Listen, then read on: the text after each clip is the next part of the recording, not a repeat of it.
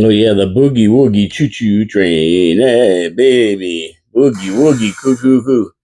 Yeah. Okay. Enough of that. Enough. Boogie woogie coo coo train. And we're getting here on a manic Monday. Hello, everybody out there in video land.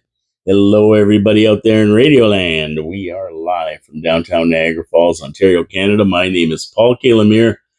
This is your city, your voice on a manic Monday. Thank you for tuning in and seeing what we have to say here. Beautiful. Yes. Let the show go on. It's been a wild weekend. Some predictions I made came true. Yeah. And we'll talk about that. And we're going to talk about a lot of different things here today. There's lots going on that crazy weekend. No guest today. A little bit of a preempt. Billy Ball was supposed to be on today. Bill Tellerico was going to come in and give his predictions for the rest of the Major League Baseball season. All you sports fans, I hope you're not disappointed. It was a great chance to make money by betting on exactly the opposite of what Billy Tellerico says. And that's what Kevin Mancuso always tells us. Do not bet on what he says. Bet the opposite, and you're going to win big money out there. That's what the story is. So let's get to my sponsors: Wild Bill's Auto Repair and Body Shop and Hamilton Glowstone Lighting. And Wild Bill's, man, the weather's still hot. It's still hot. You need your air conditioning in your car. You go over these potholes. I was down the Jawbreaker again. That's that section of Portage Road from the railway tracks right to Thorolstone Road. I call it the Jawbreaker because believe me, if you have dentures, yeah, just put some denture grip on them because those roads will shake you right out of your car and your teeth right out of your head. But it doesn't do any good for your alignment neither. So what you got to do is you got to go to Wild Bill's and make sure your car's in perfect alignment so you don't wear out your tires and that kind of thing. He'll do that.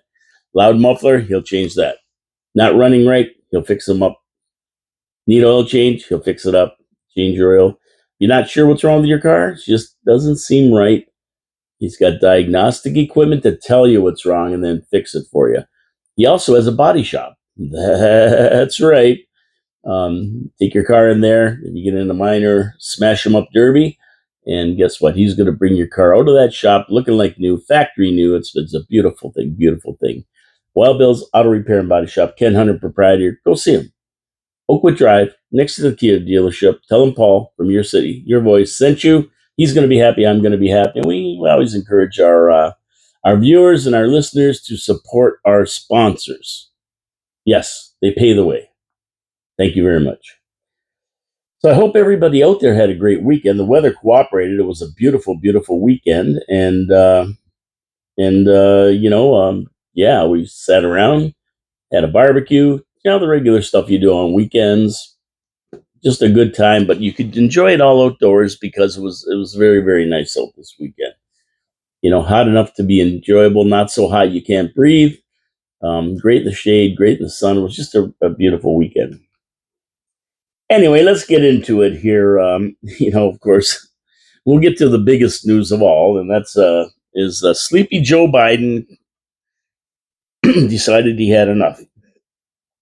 And yeah, we're going to get into that at length here because there's lots going on to talk about. But before we do, let's talk about the LCBO.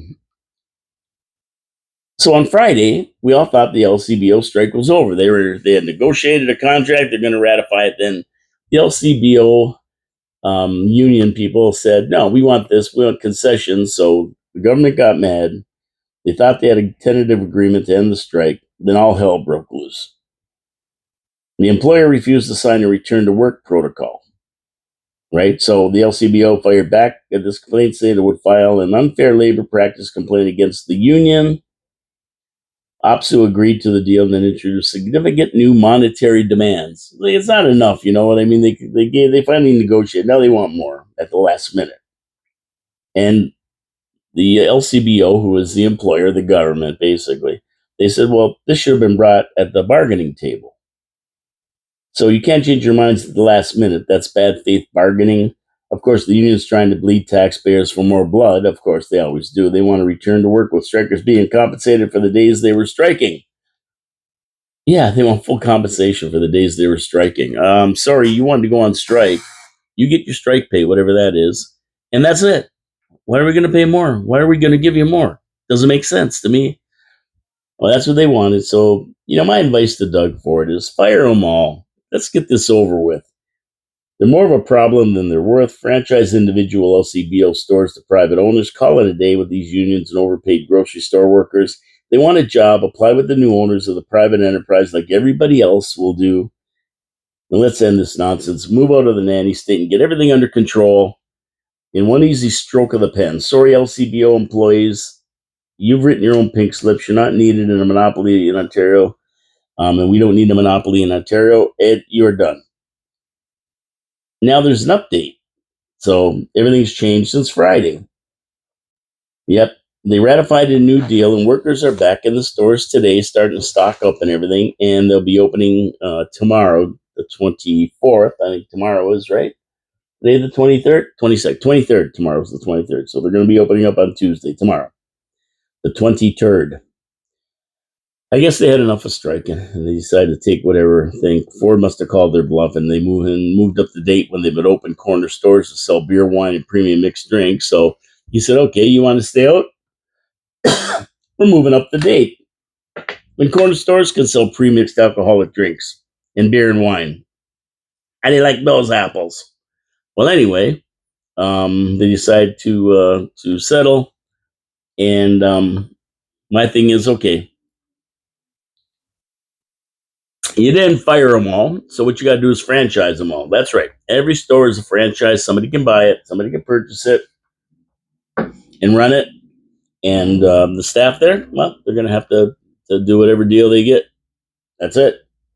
And to break this monopoly, the jig is up, and their sweet deals are over. They've had it for so long. The LCBOs has been run by these people for so long. It's over. And whether they went back to work or not at this point really is irrelevant when you think about it, because at the end of the day, Ford's going to do this. He's breaking this. And there's going to be private liquor stores. That's the bottom line. That's the end game. And this 14 or 15 days they've been off, or however long, 3 weeks, whatever it's been, is the end of the act. It's the end of the road. That's all there is to it. Get used to it. So here's a little public service announcement for you. We're in the dog days of summer here, July and August. And check those beaches if you're going to swim. Several beaches have been closed down in this area for unsafe swimming conditions.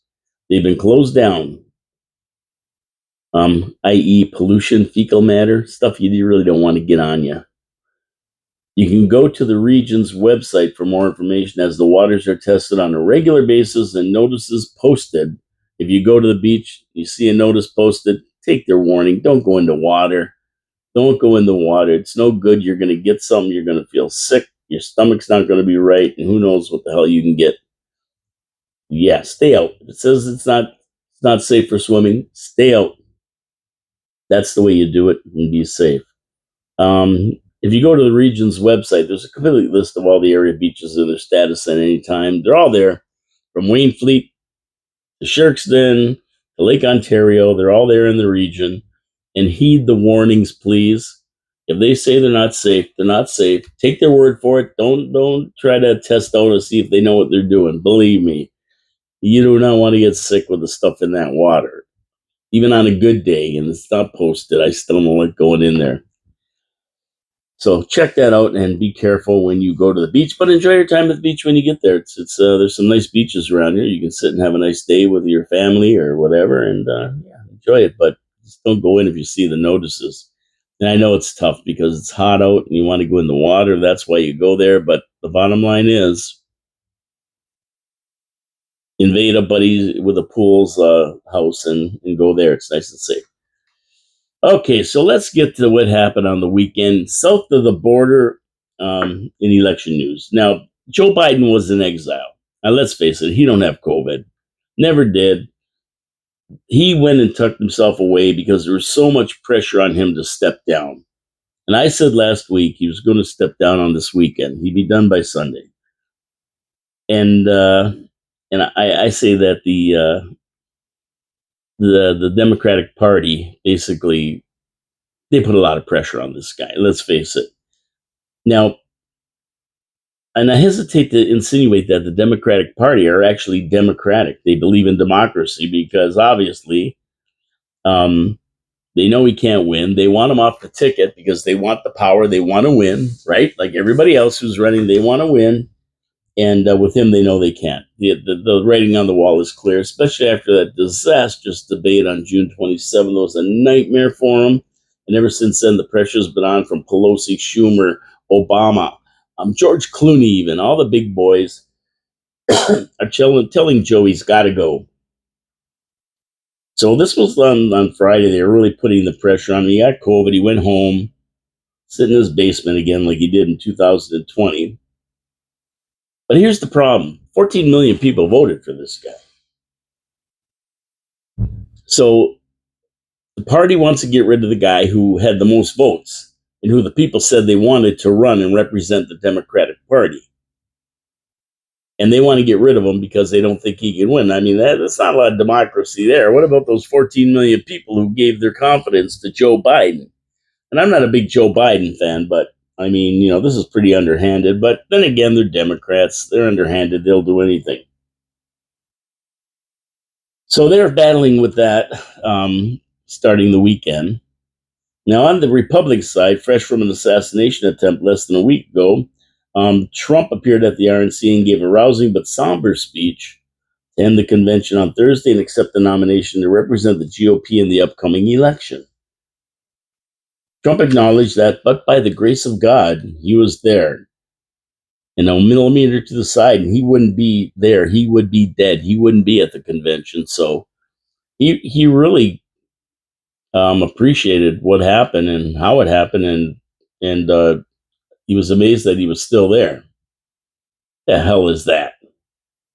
I'm telling you, sitting in this studio, you see a lot of weird people. But he acknowledged he should be dead. Um, the next night in a rally in Grand Rapids, Michigan, Trump and his running mate J.D. Vance were in rare form, though. He had that RNC convention. He did a great speech, along with Hulk Hogan and a lot of people. Everybody's yelling about, imagine people watching Hulk Hogan up there. Yeah, well, they love it because he's known around the world. They all love him. He fought a Volkov in the Iron Sheik. I mean, they know who he is all over the world. So that was probably a treat for them. But then he got serious and said his name, Terry Bollea, and why he was there. And he believed Trump is the guy to lead the party. So, and make America great again. So good for Hulk Hogan, Terry Bollea. So they had this big rally, and he outlined his agenda at the rally. He had didn't have that big white Band-Aid on his ear. He telling the crowd he took a bullet for democracy, outlining his agenda and destroying Biden's last 4 years. He was back to his old self, and he was calling for unity in the party. And he pointed out the battle for control of the Democratic Party. With Biden refusing to step down to the party elite looking to force the matter. So he was reflecting what was going on at the time. That was Saturday night, I believe, that rally in Michigan. It was in Michigan, yeah. Definitely in Michigan. Grand Rapids, yeah. Grand Rapids, Michigan. JD Vance was there, the VP. He picked to stand beside him. He gave a speech attacking Harris for her handling of the border crisis. If we remember, Kamala Harris was anointed the border czar, and she was going to take care of the border and all the problems of the border. Well, she never visited there once.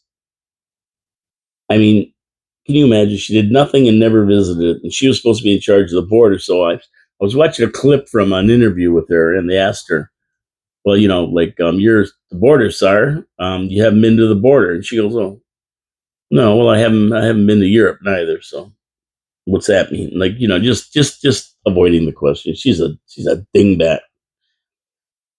And Biden never went for that matter either. So Harris did little for the American people. But then said he'd give the current vice president credit for one thing and one thing only. She overran the biggest disaster in history the U.S. has ever experienced at the southern border. So he gave her credit for that. That's what she did. And of course, I kept saying Joe wouldn't make it to the post. I've been saying this for a year now. He is not going to be running. They're going to get him out of there, or he's going to have an accident accident. But I would love to see a debate between Vance and Harris. That's not going to happen now, of course. But he would really mop the floor with this phony baloney. So, yeah, I wrote this. I wrote this on Saturday. As for who's going to run for president, from what I hear, Biden will step down. They will not hand the chalice to Harris, and that's the truth. That's what happened on Sunday. Biden stepped down, although he said he's going to endorse Harris. They're not going to hand it to her. Harris is going to have to go. She's going to have to get her 300 delegate signatures. She's going to have to throw her hat in the ring with who knows who. It could be Whitmer. It could be Newsom. It could be Hillary Clinton, for that matter. Whoever else decides to throw their hat in the ring and see if they can get the nomination to be the representative. But she's going to have to go in there with her. Now, she does have a little advantage now because you need 1,986 votes out of 4,000 delegates to be the representative. You got to get almost 2,000 votes, almost 50%. And she's already got 538. So I mean, she's on her way there, but that doesn't mean anything. Anything can happen at these conventions, and it has in the past. But it's weird that only 2 or 3 presidents have stepped down during their term, like as possible incumbents. And Johnson was one of them. I think Truman, and I don't know who else was before that. Another guy before that. But yeah, in the history of the United States, and nobody has stepped down being the incumbent that's been favored to lead the party while they were leading the party. So pretty weird. Pretty weird when it's all said and done.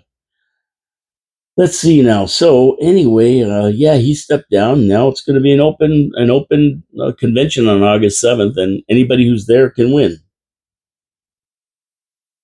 So it's going to be pretty weird. The biggies were against them, and he got the Caesar. He got the Caesar treatment. A2 Brute. They knifed him and got him out of there. So he's done. He's done.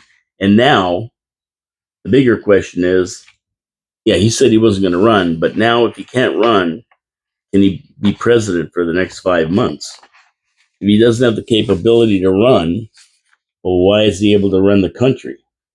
So now they're looking to perhaps depose him under the 25th Amendment, put Hillary as president for the next 5 months, till the election anyway. She'll be the president for the next 5 months. The first woman to be president, the first black woman, even though she's not black, she's not African American, she's half East Indian and half Jamaican, so she's really not black. Like, Barack Obama wasn't really black neither. His mother was white and his father was Kenyan, so he was Kenyan probably, but he definitely wasn't African American 100%. But anyway, yeah. So we'll see what happens now because it's in chaos. The party is a total foobar, and I don't know what the hell they're gonna. It's wacky. The world's on fire over this. You never know. You may see enemies taking advantage of the United States because it's in such turmoil, and there's really no leader. Like, who's been running the country? If Joe can't run it, who's been running it for the last 4 years? This just didn't come on Sunday. This has been an ongoing thing. So it's really, really crazy right now. China's moving on Taiwan. Iran really starting to cause trouble. They're backing all these proxy terrorist groups. The U.S. is in bad situation, and they might take advantage of it. They might try to. Nobody knows who the nominee is going to be. Could be anybody. I mean, there's a bunch of people. Well, the number of votes that Kamala Harris has got is 0. There was a guy who got 500,000 votes from delegates when he ran against Biden in the primaries. Remember, there's still primaries, even though Joe didn't really go and have to run. I mean, everybody they still voted. And one of the guys in the primary got 500,000 votes compared to Harris's 0. So why shouldn't he run? So you never know who's going to throw their head in. This one's going to be pretty crazy. And once the convention comes on August 7th, it's going to be a real slobber knocker of a ride, and they're having it in Chicago, where in 1968, when LBJ stepped down, there was a Democratic National Convention riots. It was a nightmare. Same situation with Johnson. He stepped down, Biden stepped down. Same type of thing. Had their convention in Chicago, and there was riots on the street. It was a big nightmare. Now we're here, 68 years later, almost, 56 years later or whatever. And they're going to do it all over again in Chicago with Joe stepping down. So pretty crazy. Now, it's going to be a slobber knocker of a ride to August 7th. I'll tell you that right now.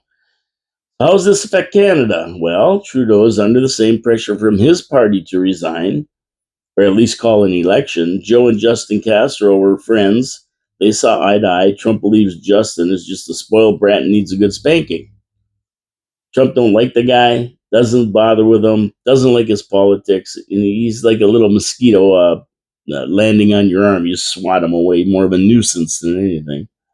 Biden and Trudeau are both climate change bum buddies, abortion rights buddies, progressive political buddies, and they're skilled enough to lie to get to where they are, cheat and steal as much as they could to get where they are. Trudeau did connect with President Trump after the assassination attempt, but it was a cordial conversation rather than friendly. Of course, Canada in general, most Canadians I talk to hate Trump.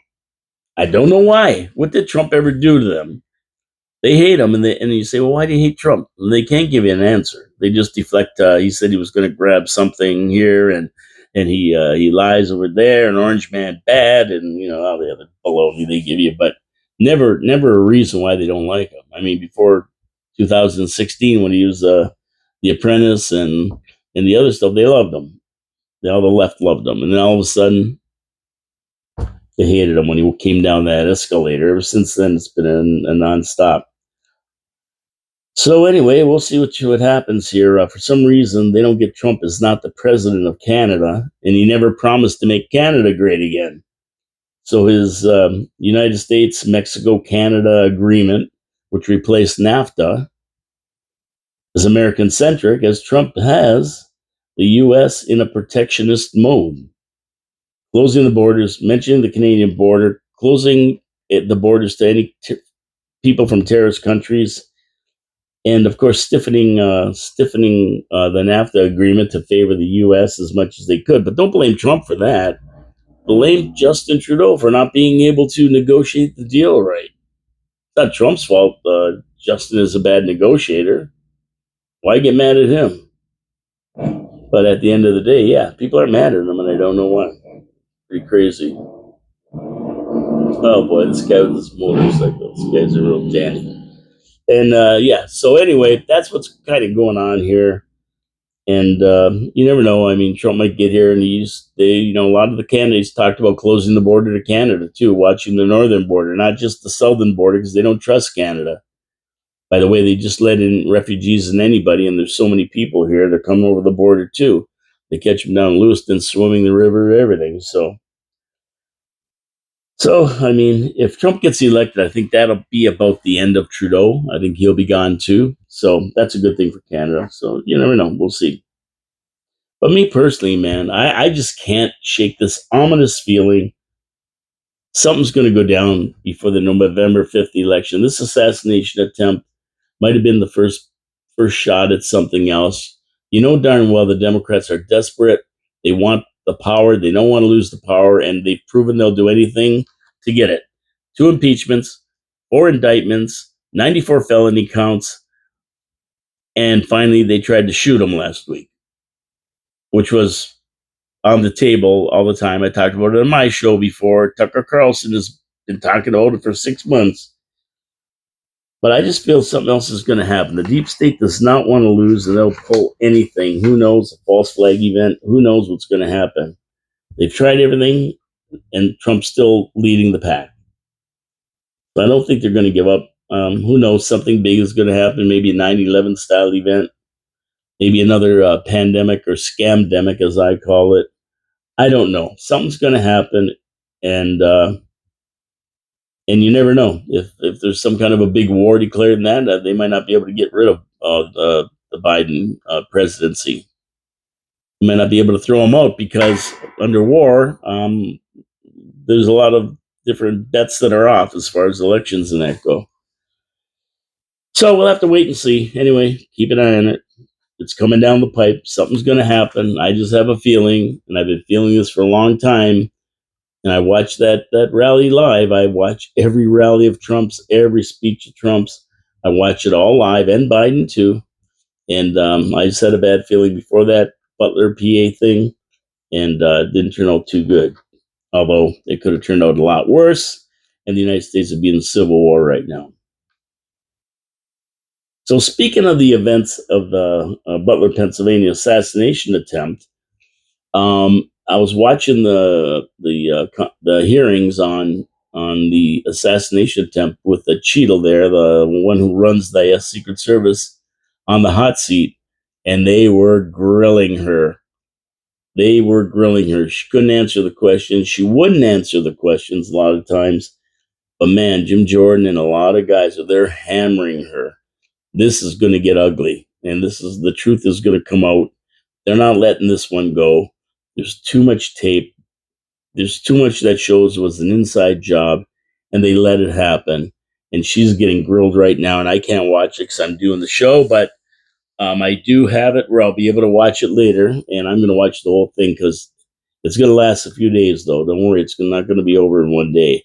And what a mess, what a mess, what a mess. She's got a lot of explaining to do because she was the one that brought in affirmative action. We have to have so many women, so many gays, so many of this, so many of that. And affirmative action never works. You got to hire people according to their qualifications, not their color, race, sex, whatever. You can't hire by that. If they're qualified and they can do the job and they're the best of the best, that's who you want. You don't hire them because they're a woman or black or a black woman or gay or whatever. That never works. And that's what she's trying to do to the Secret Service. And look what happened. They had a bunch of Kelly Services people there that weekend protecting the leader of the presidential race in the United States.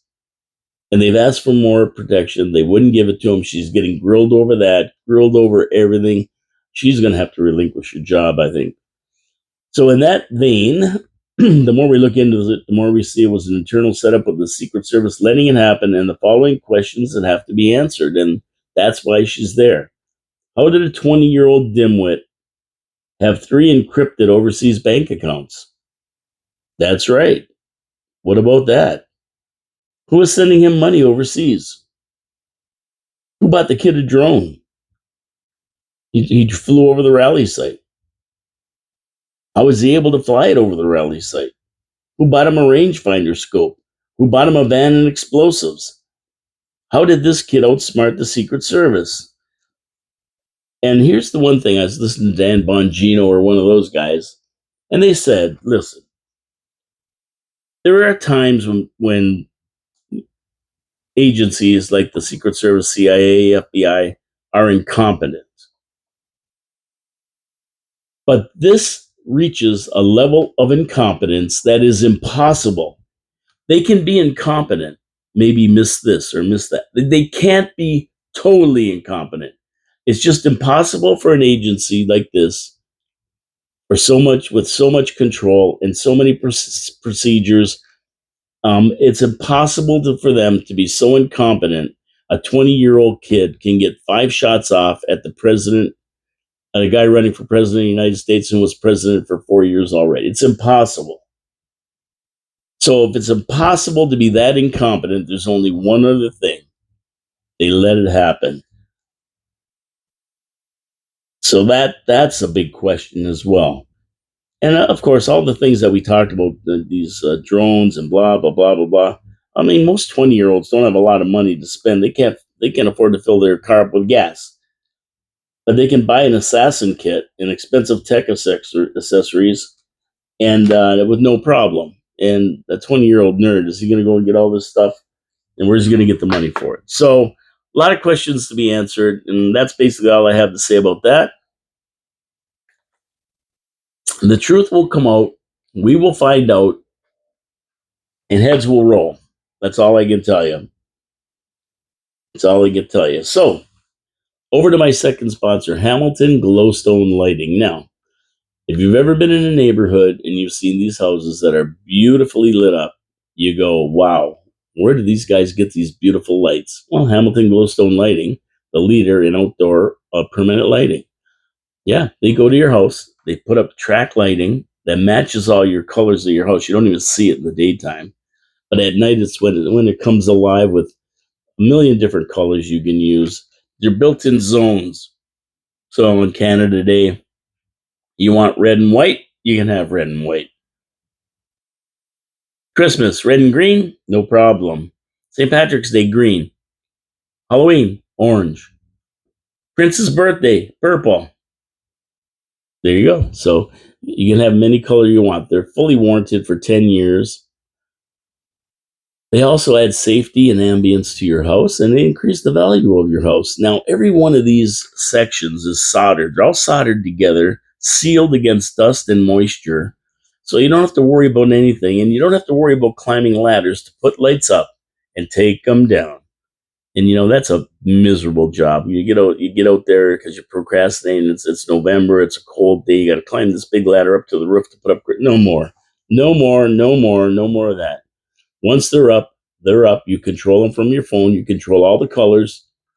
That's it. Doesn't get simpler than that. How do I get these beautiful lights, you ask? Well, you call Colin Buckborough, who is the owner of Hamilton Glowstone Lighting, and you say to him, I want a free estimate.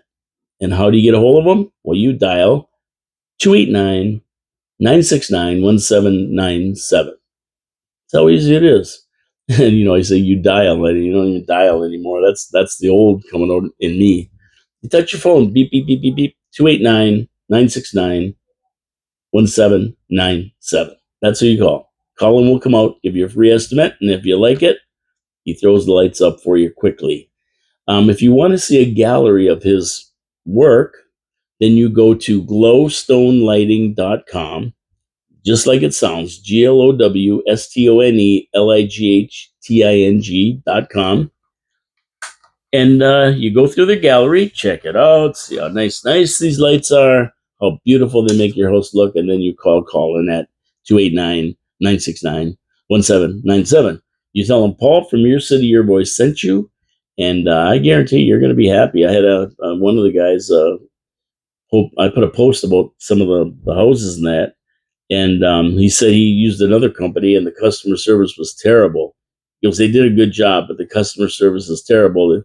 And he said that he's gonna when he wants to expand his lighting, because you can put on so many and then add to them later on. Well, he's gonna go and he's going to call them when he wants some more lights put on this house. So there you go. And they also have financing, so you don't have to worry about it. If you want to Griswold your house, you don't have to plop down a big wad of cash.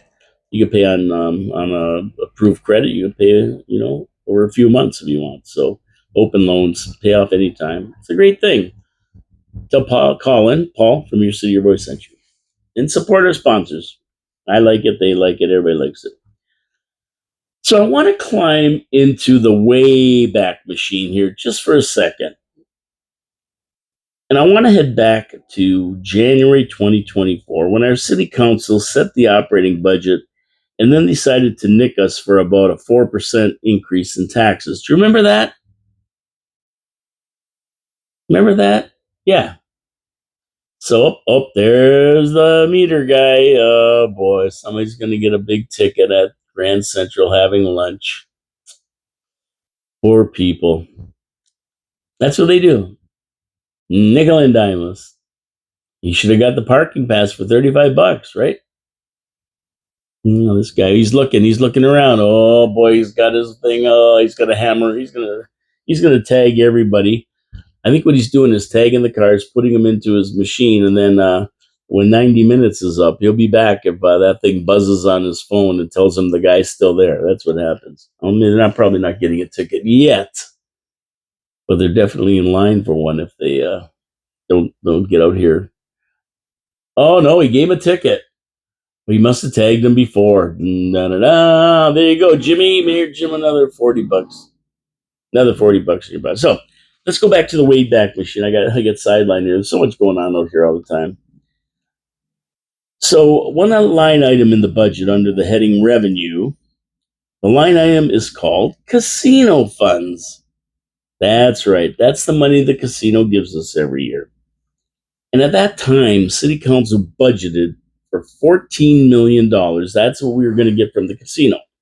And I was sitting here screaming bloody murder because I know it's a bunch of baloney. We're going to get 20, 25 million out of it. And there was a very, very low estimation of the actual revenue that we were going to get. So why does this matter? As long as we get the money. Well, it does matter because when they figure out the budget, they put 14 million of revenue.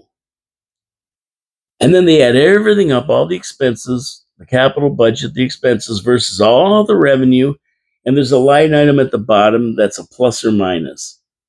So when they put 14 million in, they're missing $7 million or more, which means that when that comes negative, that means taxes got to go up to cover the deficit, even though in reality there is no deficit.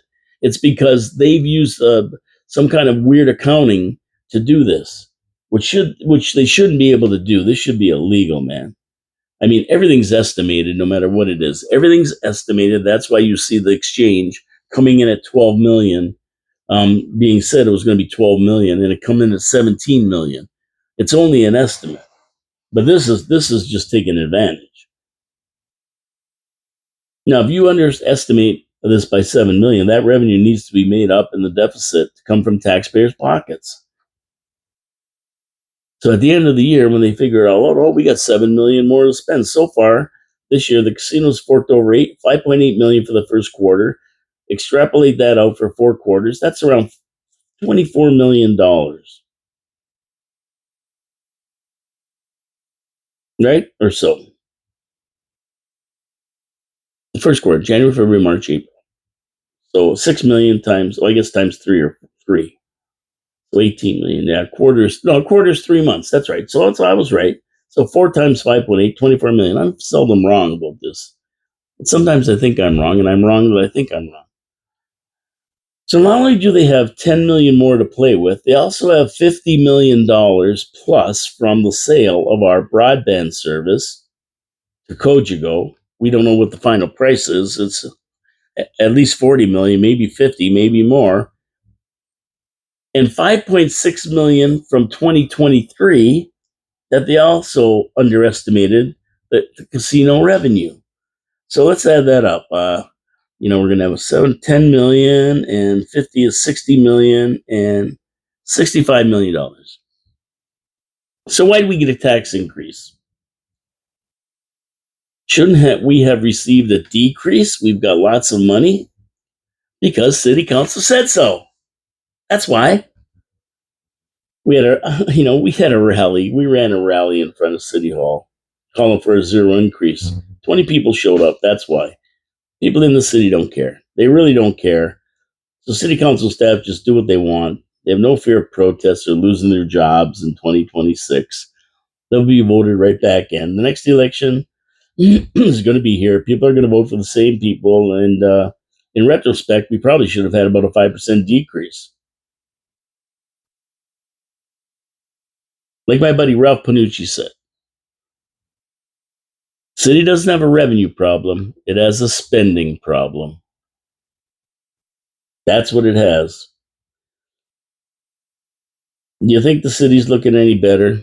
They've hit us with 13% over the last 2 years. Do you think the city's looking any better? No. City's not looking any better. We still have the jawbreaker.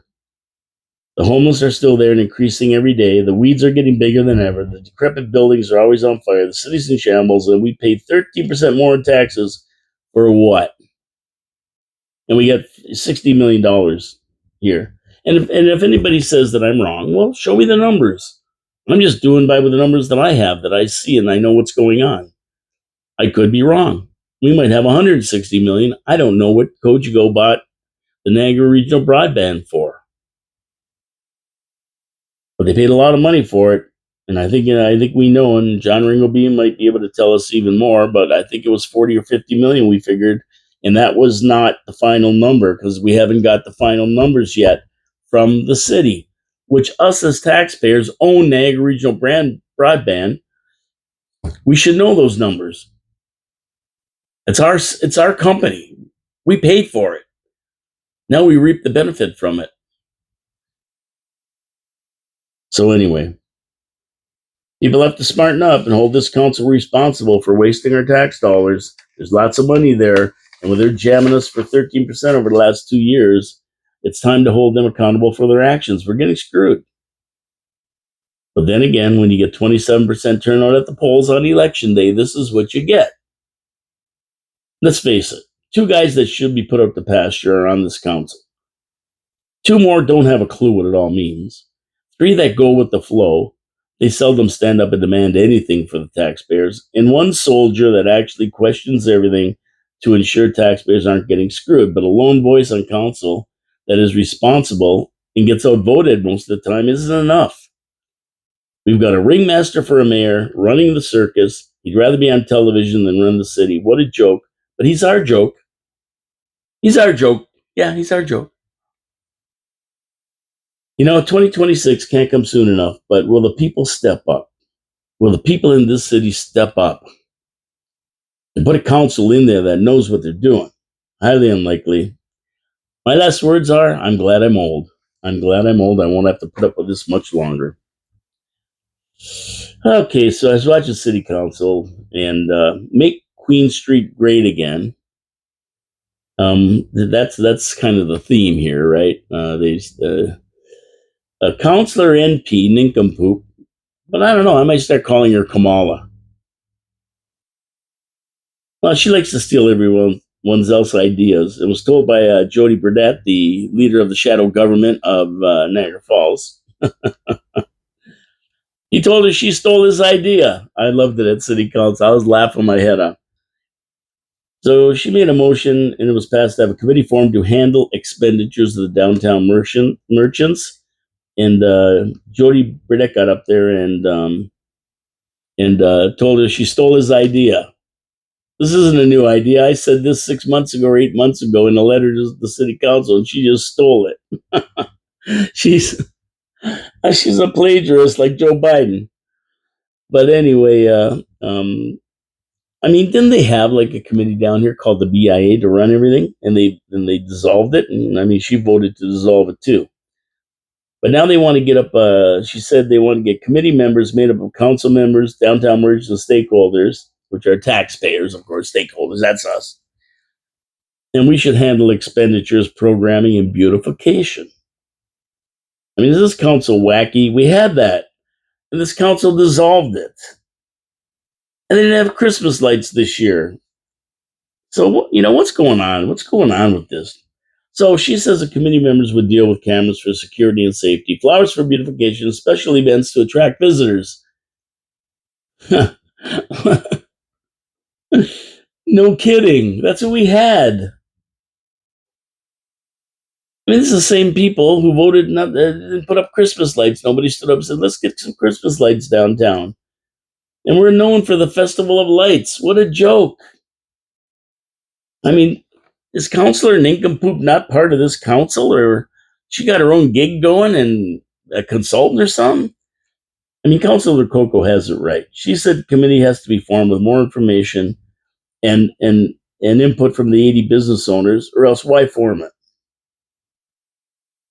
Who will it include? Who's in? Who's out? That's the city. She said the city should not really be an event planner, which is right. The city shouldn't be an event planner. There's a huge cost to the city for these events. Taxpayers are going to be on the hook to foot the bill. I will defer everything to Councillor Lococo because she lives downtown. She walks the walk. She sees the disturbing antics that have taken over Queen Street on a daily basis, while Councillor Nincompoop lives miles away, declaring her neighborhood has no litter and thinks the city is a clean city. And if you disagree, you're downgrading Niagara Falls. Well, take a walk down Queen Street, Councillor NP. People are crapping in the doorways. There's junk on the thing right behind me in this park, and I could take a picture and I show it on the guy. I should have. There's a bunch of stuff that's been sitting there for at least a week, maybe more, just laying all over the parking lot. Somebody's bag of clothes. They threw it there and scattered it around. It's been sitting there for well over a week now. Nobody's picked it up. There's last time I went down Queen Street, there's garbage bags, trash strewn all over. People are sending me pictures every day of crap in doorways. People go and just drop a deuce in a doorway and they don't care, and nobody cleans it up. And okay, listen, this is my last show this week.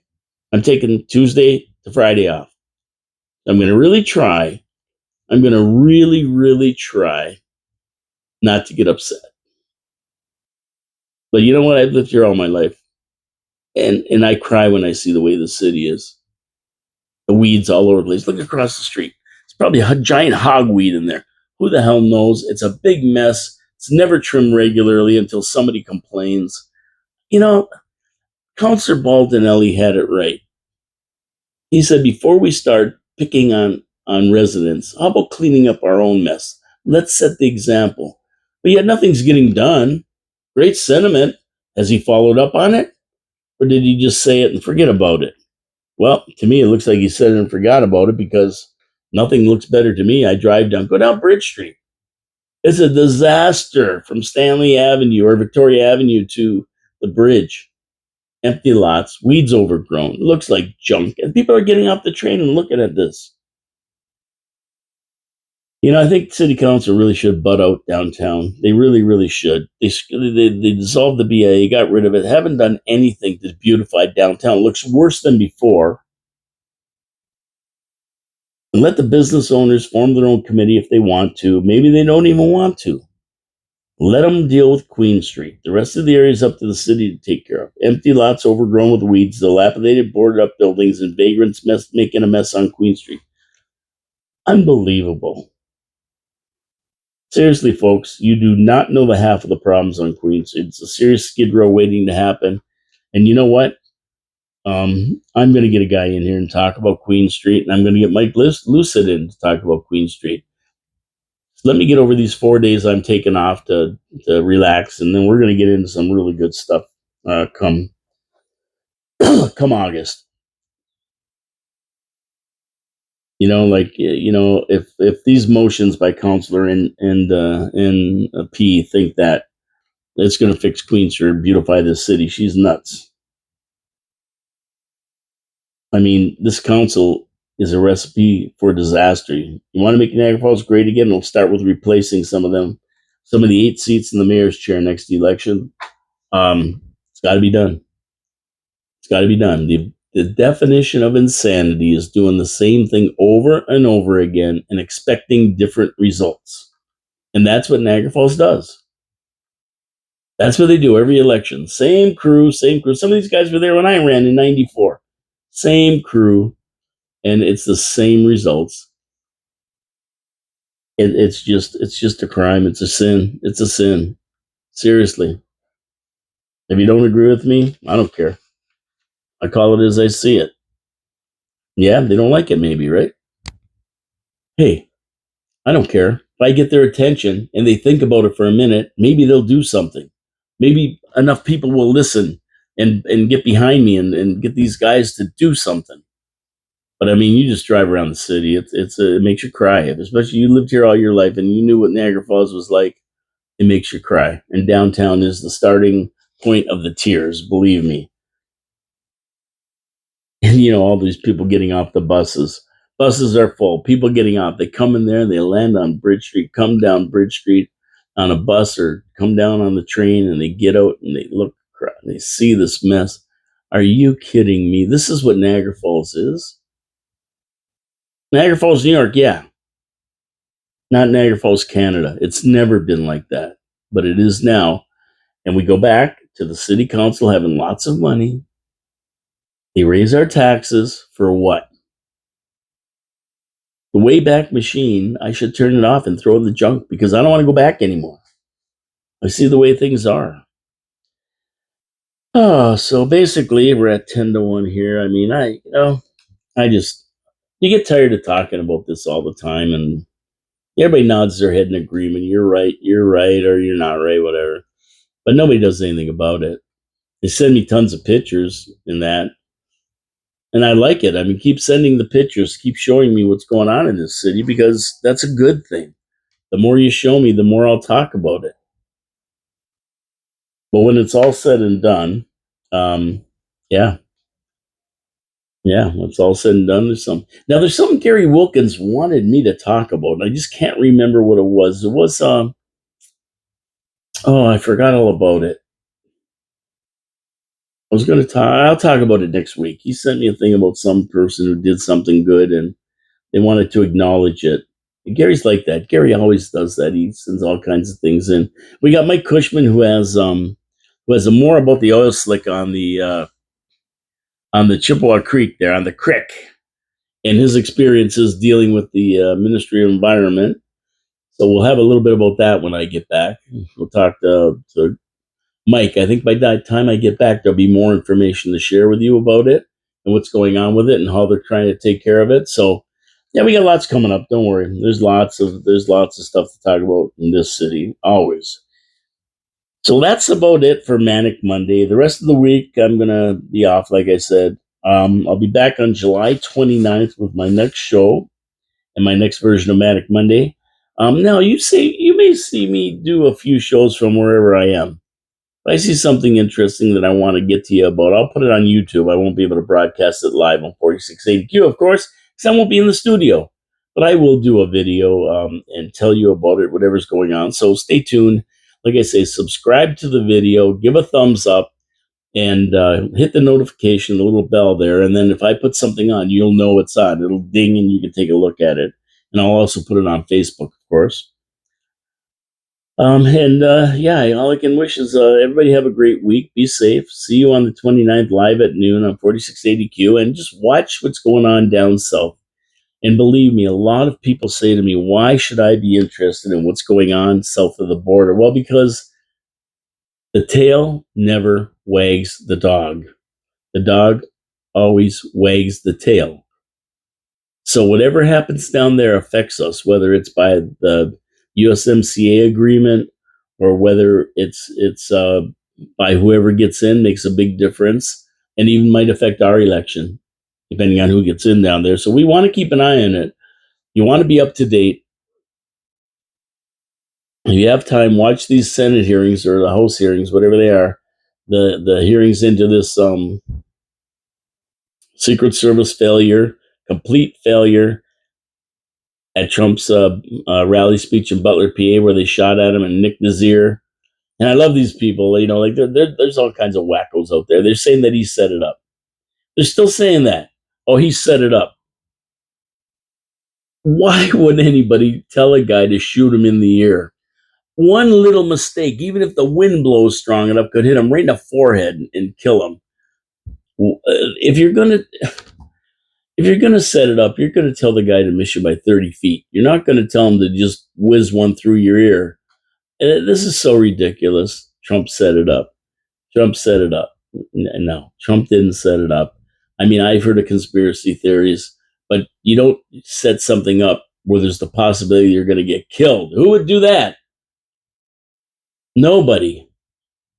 Nobody. That's just not possible. If it missed by 10 feet, yeah, I'd say, well, maybe see, got somebody take a pot shot so that, he could pump his fist in the air and, look like he's a hero. But you don't set it up by guys shooting you through the ear. That's just not, no, it doesn't happen. Anyway, my name is Paul K. Lemire. This is Your City, Your Voice, coming to you live from downtown Niagara Falls on the once beautiful Queen Street, and on 4680Q Radio in the studios here. And we will see you on July 29th, another Manic Monday, a week from today. Because I'm going to have a good time on taking a few days off here. And you too, you be safe. Don't do anything stupid. And we'll see you next Monday. Have a great week. Have a great weekend. Ciao, ciao for now.